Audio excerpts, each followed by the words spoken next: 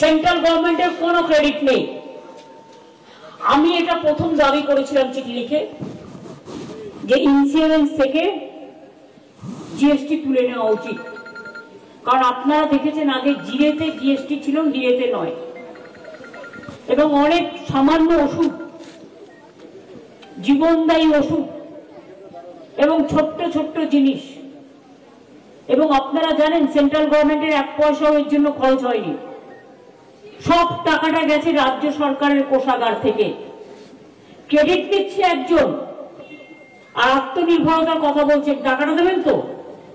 এটা হয়েছে, আমি খুশি, মানুষ সুযোগ পাচ্ছেন, কিন্তু করেছি আমরা কারণ আমার বাংলার মানুষের জন্য, বাংলা থেকে আমার 20,000 কোটি টাকার এর জন্য রেভিনিউ লস হবে। যারা প্রচার করছেন টাকা, সংসারটা চালাবো কোথার থেকে?